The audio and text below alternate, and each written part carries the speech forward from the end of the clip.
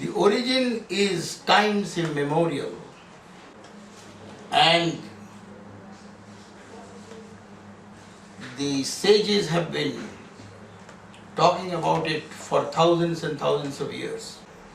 This Kriya Yoga is the only yoga which is mentioned by name in Patanjali Yoga Sutra. Out of 196 sutras, that is the only yoga mentioned by name. All other yogas are latter day manifestation of the mind and its machination and mania and manipulations and mischiefs.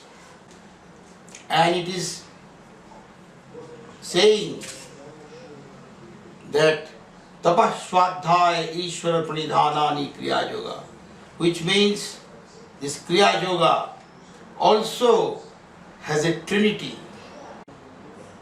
The Trinity in the Western world is God, Son of God and Holy Ghost. And in ancient humanity it is Brahma, Vishnu, Maheshwara. And in Kriya Yoga it is svādhyāy, Tapas, Ishvara-pranidhana. For the sake of poetry, they have said Tapas, svādhyāy-eśvarapraṇidhāna. But the thing is, svādhyāy, Tapas, Ishvara-pranidhana. Swadhyaya is the beginning.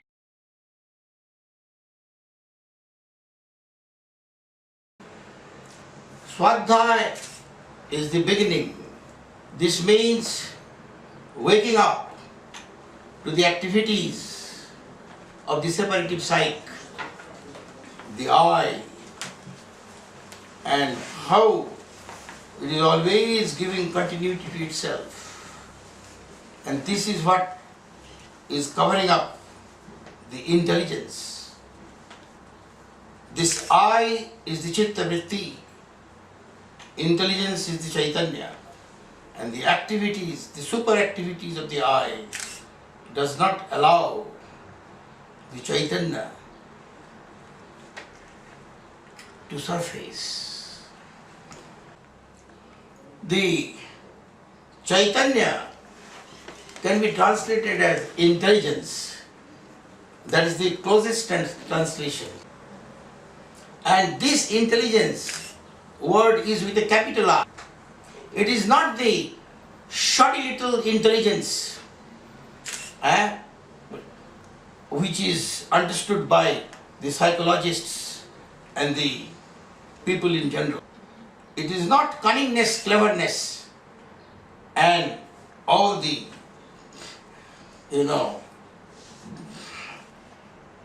the intellectual overactivities. This is not that. This is a dimension of awareness which is holistic, which has no fragmentation, which has no division. This is the dimension of intelligence, the Chaitanya. This holistic awareness is not corrupted by choices, by likes, dislikes, preference, aversion, justification, condemnation. It is not affected by such corruptions. The word corruption comes from the word rupture. Rupture means broken up. Corruption is something which is broken up, split, divided, fragmented. In this awareness, there is no corruption, there is no conformity, there is no conforming and becoming. There is only isness, existence, not I-ness, egocentric activity, not egocentric activity. This awareness is not available to any intimidation or influence. This awareness is nobody and yet everybody. And this is intelligence, this is Chaitanya. And this I, the me, the self-centered activities, always hovering around the I and its all kinds of pursuits and paradoxes and prejudice and pressures. This I is chitta vritti. It is the separative psyche with which we are familiar. This is the consciousness which we feel, which is full of fragmentation, division, corruption. The inquiry and exploration into this I-ness, I-N-E-S-S, I-ness, the meanness, the ego-ness, the inquiry and exploration into this I-ness, that is called Swadhyaya. That is the beginning of Kriya Yoga.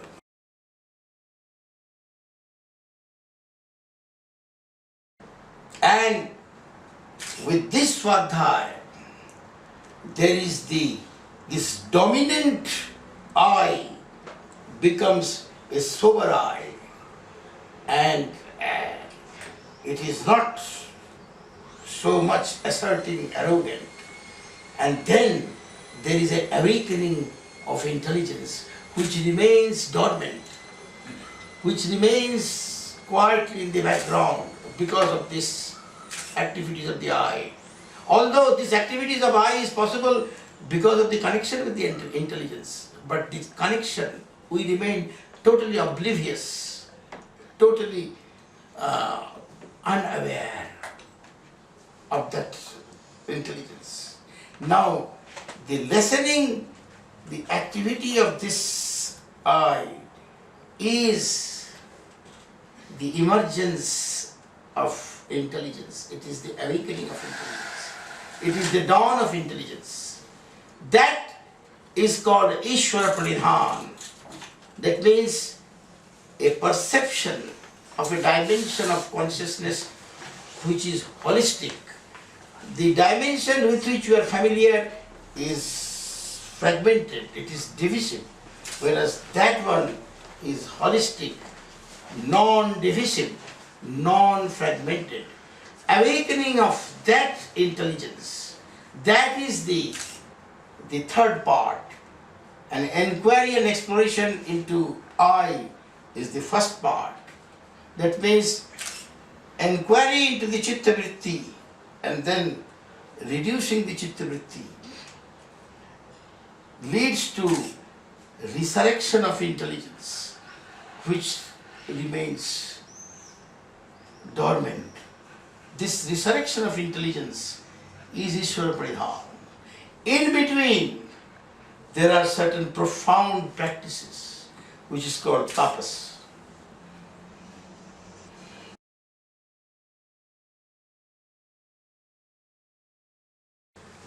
And this tapas, this yoga practice, the kriya practice, it is not a physical fitness program as is available in Hatha Yoga studios.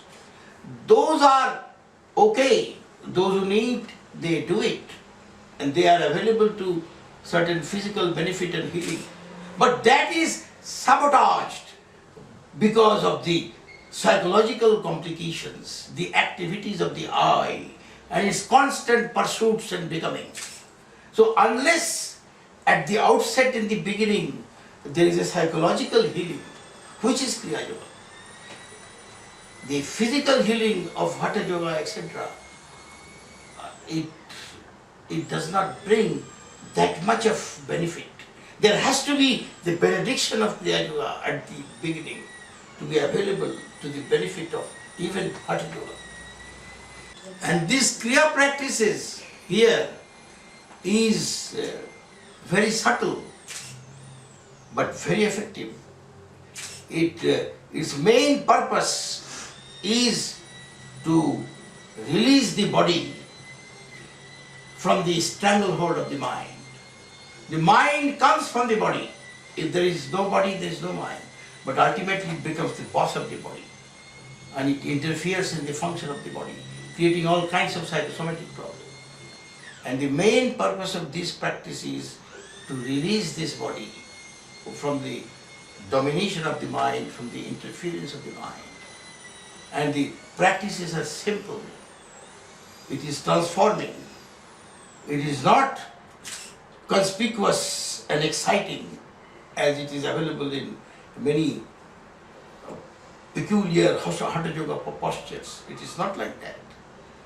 And yet, there are certain exercises through the frenulum of the beneath the tongue, which strengthens the glands around thyroid, thymus, pineal, pituitary, so that the glands are in command, and they give instructions to the body, not thought interfering and creating a mess. Similarly, there is a profound process of bringing equanimity in this, in the separative consciousness through certain special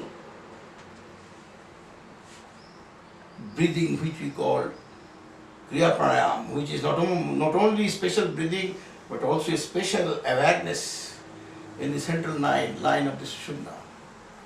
And then there are, of course, other subtle practices which can reduce the fear pollution and pleasure pollution. These are the two main things which is the source of all corruption, fear and pleasure, and their opposites. And we are held in the corridor of opposites. And the basic opposite is fear and pleasure. And this practice reduces the atrophy of the brain, which has run into this atrophy because of the too much of self-centered activities, because of the neurological defect which has produced the false division in the inner consciousness. So that is what is happening. And therefore, the Swadhyaya teachings, which are very profound but difficult to understand because of the superimposition of cultural input and conditioning.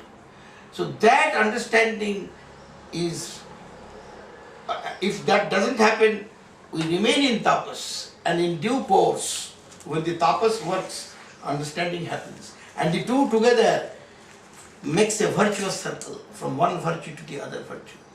In the self-centered activity, there is always a vicious circle from one vice to the other vice. But here there is a virtuous circle from one virtue to the other virtue, and ultimately blasting, exploding into Ishvara-pranidhana, the perception of a dimension of awareness which is whole, not fragmented.